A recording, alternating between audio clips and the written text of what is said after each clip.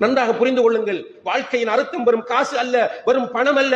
சிலர் முட்டாள்தனமாக காசு பணம் என்று நினைத்துக் கொண்டிருக்கிற போது ஹார்ட் அட்டாக் மௌத்தாயிட்டார். அவர் தின்னவும் இல்ல, உடுக்கவும் இல்ல, கொடுக்கவும் இல்ல, சதக்கா ஜாரியா செய்யவும் இல்ல, போயிட்டார்.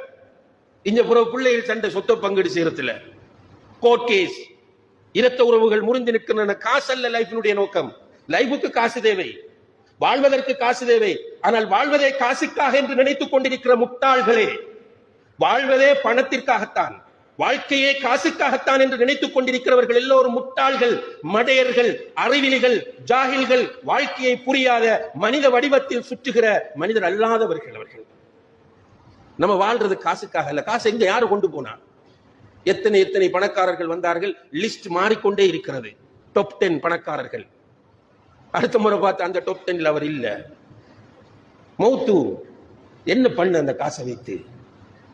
இப்ப வாழ்வது காசுக்காக அல்ல, வாழ்வதற்கு காசு தேவை. ஆனால் அன்புள்ள சகோதரர்களை, வாழ்க்கை என்பது கணவன், மனைவி, பிள்ளைகள், பெற்றோர் எல்லோரும் மகிழ்ச்சியாக சந்தோஷமாக வாழ்ந்து, எல்லோரும் வீட்டில காலையில் எழும்பி குர்ஆன் ஓதுறது, இரவைக்கு குர்ஆன் ஓதுறது, எல்லாரும் ஒரு பயானுக்கு போறது, எல்லாரும் பீச்சுக்கு ஒரு என்டர்டைன்மெண்ட்டுக்காக போறது, எல்லாரும் மக்காவுக்கு உம்ராவுக்கு போறது, ஹஜ்ஜிக்கு போறது, அல்லது குடும்பத்தோட சேர்ந்து ஒரு டூர் போறது, ஒரு கல்யாணம் வரக்குள்ள எல்லாரும் சேர்ந்து செய்யறது. இதான் வாழ்க்கை.